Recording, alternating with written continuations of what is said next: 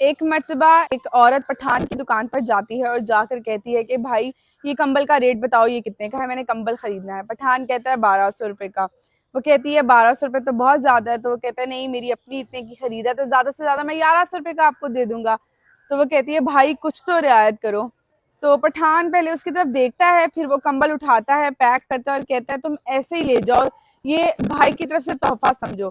تو اس نے کہا ابھی تو تم مجھ سے یہ کہے تھے کہ 1200 روپے کا 1 روپیہ کم نہیں کروں گا، صرف 1100 روپے میں دے دوں گا، اب تم مجھے یہ مفت دے رہے ہو تحفے کے طور پہ، وہ وجہ کیوں ہے اس بات کی؟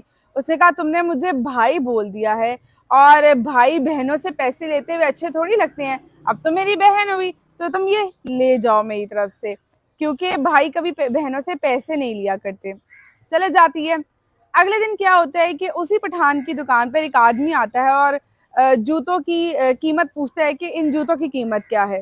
وہ کہتا ہے یار مجھے ان جوتوں کی قیمت بتاؤ۔ وہ کہتا ہے کہ 1000 روپے۔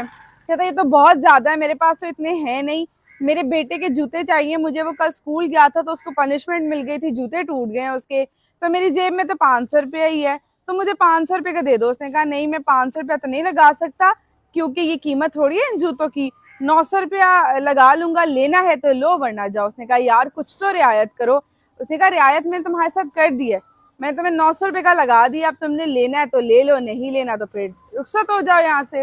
اس نے کہا اچھا بھائی میں چلتا ہوں، میں نے تو اپنے بچے کے لیے خریدنے تھے، اللہ تمہیں اپنے حفظ و امان میں رکھے۔ جب اس نے اس کو بھائی بول دیا تو پٹھان نے آواز دی، اسے جوتے پیک کر کے دیے اور ایک 100 روپیہ بھی پکڑایا۔ اس آدمی نے کہا اب کیا ہو گیا، ابھی تک تو تم مجھ سے بحث کر رہے تھے کہ تم یہ پیسے کم بھی نہیں کرو گے، اب تم مجھے جوتے دے رہے ہو ساتھ میں 100 روپیہ بھی۔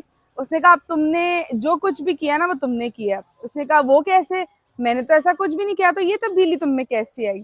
اس نے کہا جو بھی تبدیلی آئی ہے وہ تمہاری وجہ سے آئی ہے۔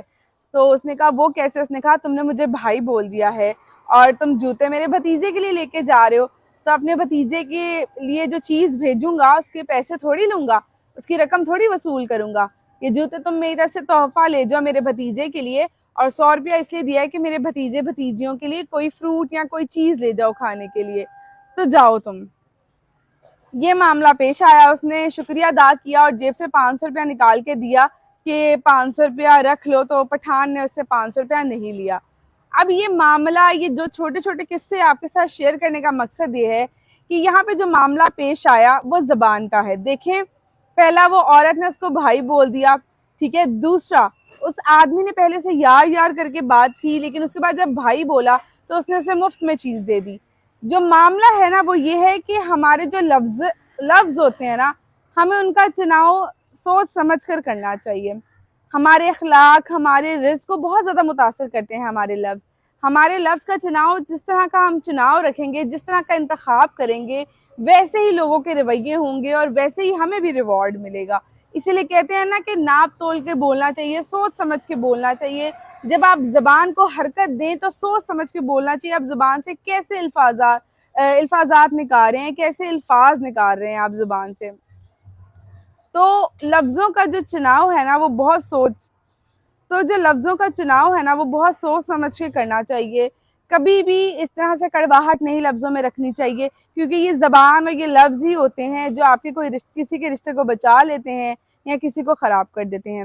اسی لیے بہت احتیاط سے لفظ جو ہے نا ان کا انتخاب کیا کریں، جملوں کا انتخاب بہت سوچ سمجھ کے کیا کریں۔